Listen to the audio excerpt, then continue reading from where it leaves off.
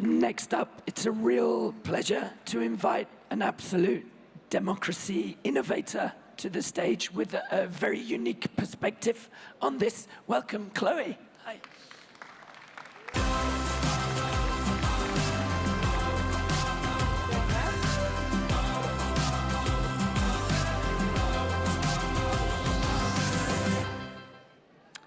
Chloé is the CEO of Civocracy, all about citizen participation and engagement. We'll learn more in a minute. And fun fact about Chloé, the first business she founded in 2005 was a concert bar in China, when China was at that time supposedly on the route to democracy. Welcome, Chloé. Can you first give us a super quick 1.5, 2-minute insight into what Civocracy is all about? Sure. Do you hear me properly? I'm sorry for turning my back to you guys.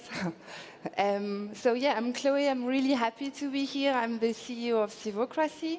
We are a creative agency and a digital platform expert in citizen engagement. I've made democratic innovation my puzzle over the last 8 years. I've always been an entrepreneur, so for me, this is my way of being an activist, is like building different type of business. I think ChangeNOW is a very example that business can be a force for change.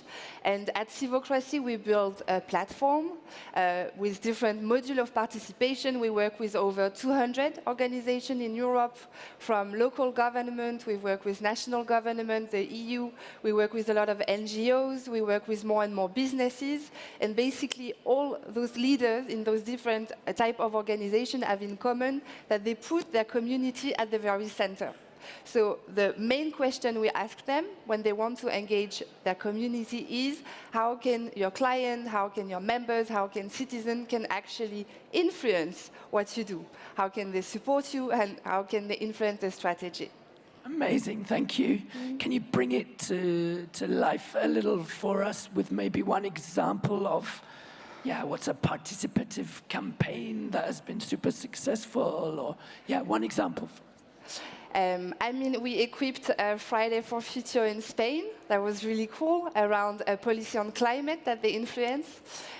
We've done a lot of work with the city of Lyon before the Green Mile, actually, and help implement better climate policy using all citizen in Lyon, business, and we did so many. I invite you to have a look of our work, and basically, what I like to say is like the main ingredient to make it work is the organization that holds it. We build and we bring the strategies, we bring the tools, but without a leadership that sincerely wants to make it happen, it kind of never work.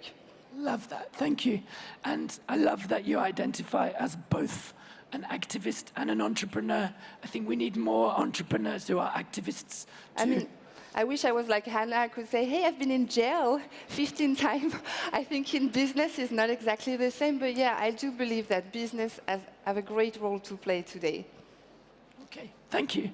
And you have a big new initiative around the European elections, which we'll come to in a minute. Okay. But first, can you paint a little picture of how important are these upcoming June European elections, particularly in the backdrop of all the challenges we're facing in Europe and the world? Yeah, I mean, when you talk about the EU election, I mean, this crowd, I think, is not necessarily representative, but like a lot of people don't necessarily intend to vote. Actually, there is almost 50% of Europeans that don't intend to vote. There was a slight change in the last election with the youth that really mobilized and went out there. So for me, the big problem, especially today when in 9 countries in Europe, the polls are projecting that half of the seats will be taken by populist party, we have to get our vote out there. We have to be there and find a good mechanism for people to go vote. it's very crucial. We have the US election as well, so just imagine in a few months a world where in Europe half of the seats are taken by populists and Trump. Just make a nice mental picture in your head. Yes, I'm not enjoying that mental picture myself, but it's certainly a call to action. Tell us about the campaign you're running, to the 906 campaign, to tackle that. So, it was a while my team at Civocracy was asking us to do something for the election. The EU Commission prepared some workshops that we could hold to mobilize people, and we're thinking, okay, we're going to do those workshops, 50 people will show up. I mean, that's nice, but I think we need to find a more powerful way with a small company to bring people out there. So in one of my insomnia, sometimes it's actually useful in January, I was thinking, okay, I think we get the mechanism. After reading an article on the very great sociologist Raphael Yorka, he was saying that today, unfortunately, companies and brands have won the power to tell powerful stories to people. Politicians are not so ready anymore. And again, I think this is the absolute priority to repair this trust between politician and citizen, but they have lost this ability to bring people to go vote and to explain our future. So our idea at Civocracy was, what if we use this new power of influence that companies have today and turn it in a force for good? The first person I call actually are both sitting here. We have my friend Sandrine from Club of Rome and Alex from B-Lab. So we're going to do this thing together, and the idea is to build the 906 movement, which is the first brand movement for democracy. We want to build the biggest movement of companies, and together in May, the first week of May, and the last week of May, we'll just deliver to all our audience, come on guys, let's go vote. Actually, I've made a beautiful t-shirt. So here you go. I won't strip more than that. It would be powerful, but I won't do this today. My next talk, I will. And the name of the campaign is Vote Anyway. It's a super simple, non-partisan message that brands can tell to their audience. They can adapt it, and it's basically meaning no matter what you want to do on 9th of June, go vote. You have a sausage party with your friend, a barbecue, you are kidnapped by a big monster, whatever beauty routine, whatever brand you are, you can use this and tell your audience, go vote anyway. Can I add one last thing? You know, I was walking to ChangeNOW this morning, and did you see just across the street, you have this luxury Italian brand who built a giant advertisement. I'm not judging luxury Italian brands. I wish I could afford some of their clothes. But I was thinking, you imagine if you can afford to put such a crazy big advertisement, and if the message before the European election, just in small, was like, sure, buy my clothes, but please vote anyway. Also, I don't know why those brands have always to use very moody-looking people in their advertisement. Okay, thank you, Chloe, for, a call to action for companies as well. Just to push you a little on this, I know you have to stay non-partisan, but how can this campaign bring the kind of outcomes that ChangeNOW audiences care about? So better climate policies, more just, equal societies. How can it help that? I mean, honestly, I feel like just when you talk about democracy, it's so hard to mobilize people. Like, just a call for democracy it should be on such a priority for every people's agenda. So it's one of the things, but also we have to know that the populist party are extremely well organized. They're extremely well organized, and people who vote for those parties will fucking vote, excuse my French, anyway. So this is a chance to get all the other people. And again, I don't think we are representative. I'm sure most of you will vote on 9th of June, but just talk in your next dinner party and you will see that a lot of people are like, yeah, okay, maybe, I don't know exactly why. So really, this is just a way to invite people to do in a light, non-partisan, a little bit fun way. I think we have to make this message, again, I don't want to build only narrative against also. A lot of people are doing it really well. I think this is the job of activists also to do it. As a for-profit company, I think we just say we share the same common value, which is democracy. Yes, I love that. Thank you. And lots of signs of agreement from the audience. What would you say to anyone in the audience who's thinking, maybe companies, business should be having less influence on us, and they already have too much influence on our decisions and choices? I mean, that's a really fair point. And I think the question is like, do companies have a a responsibility? I feel we all do. So companies are also made of citizens, employees, leaders. I think also, again, for me, the absolute priority is to repair the trust in our democracy, for politicians, for our institutions, but we have 2 months and a half. We have 2 months and a half. We have to find ways to push it and accelerate. Once we have the good leaders on board, and I really hope we're going to make it for this election, then we can go back to restore trust and like build stronger institutions. So companies have a role to play. Again, if you can afford a big panel outside, if you can afford Instagram ads, if you can afford all of this, just like turn this influence together, because the power is in numbers. If like each company do something differently, this is good, but this is like a grain of sand. If you do it together, it cannot be seen as democracy washing. It's just a matter to use our influence in a good way. But again, it's a good question. I think the limit is we don't tell you for who to vote. We don't tell you how to vote. We don't tell you Europe is good or bad. We just tell you just exercise your right to vote. Love it. Thank you, Chloe. And yeah, and can you also give us an idea of what you're aiming for there? How many million Europeans are you aiming to catalyze? I mean, I'm a very delusional, optimist person. So I'm not sure I'm the right person, but for me, the teasing I use when I reach out to big brands, and we have already like really, really nice name following us, ChangeNOW is one of them, is we think we found a way to onboard 457 million Europeans to vote. So this is the number of electors in Europe, how many people there is.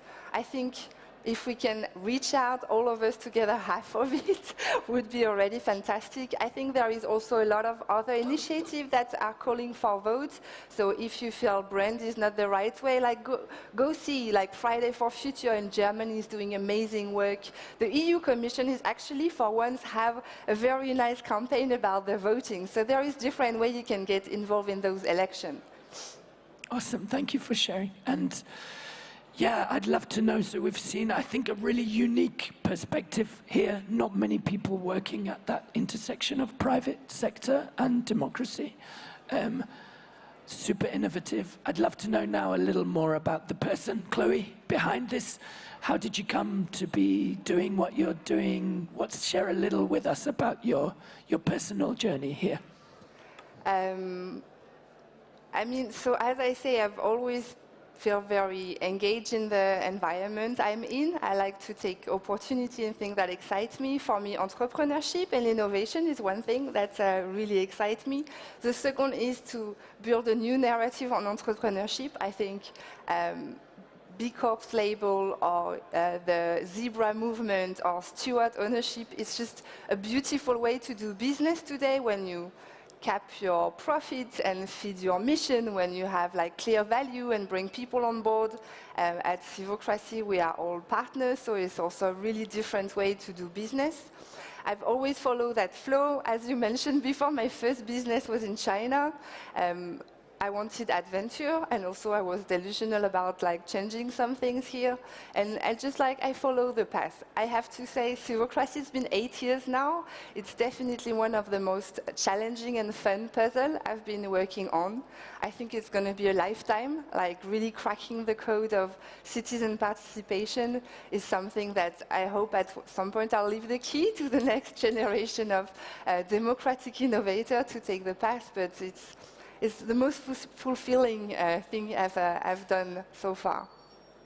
Thank you. And you mentioned there delusional optimism. It reminds me of what Christiana Figueres, one of the architects of the 2015 Agreement on Climate here in Paris, shared, that we need a mindset of stubborn optimism. What do you think have been some of the competencies, the mindset, the values that have helped to carry you on this journey and that all of us need in these quite dark times for democracy? Wow, that's a tough question. I think it's hard not to be angry, and I think at some point it can be an interesting fuel to use. I cannot work only on this, me personally. I feel like building the narrative on only against, I feel it's extremely disempowering. So we were talking before about creating new stories, latching on people that are telling those stories. And I think, again, for me, my personal role model go from Jane Goodall to like also great entrepreneurs are moving around. So find the people you believe in and think you can be exactly the same, or you can try to strive for the same. So I think a dose of anger is something too good, a little bit of delusional. I think it's also some kind of like following an utopia. At least for me, it's something, it's really fuel my motivation every day. Thank you. I love that bit of anger and a bit of optimism combined. It's a nice cocktail, I think. And yeah, so Chloé, what would be your closing message to everyone? And yeah, first of all, how can they get involved in Civocracy? And maybe you can talk to both companies and citizens, or how can anyone get involved in that? And what's your final message of action to everyone? But first of all, let's make a new tagline like democracy is sexy. It's like really seriously, we need to make it more inviting. Every time you talk about democracy, people want to have a nap. That's crazy. So like make it and own it. It's so important. Second is, I think civic responsibility lies in everybody. You can be a mom and be engaged. You can be an entrepreneur, an employee activist. You can drive a great Friday for Future organization. Whatever you do, there is a way that you can be an activist today and truly engage. My call to action is, again, the T-shirts. If you come behind my back to scan this, I won't be mad at you. So like, really come and join the movement. Of course, I would love people to see what we do at Civocracy, but like really today's puzzle, and I think for the next 2 months, it's to get 457 million Europeans to vote. That's going to make a very big change. Woo! Thank you. Thank you so much, Chloé. That was awesome. Sorry for your voice. Thank you. I think everyone, you have your call to action from Chloé there. Make democracy sexy and get out there and vote and find your voice for democracy. Thank you so much for watching. Thank you for being part of this.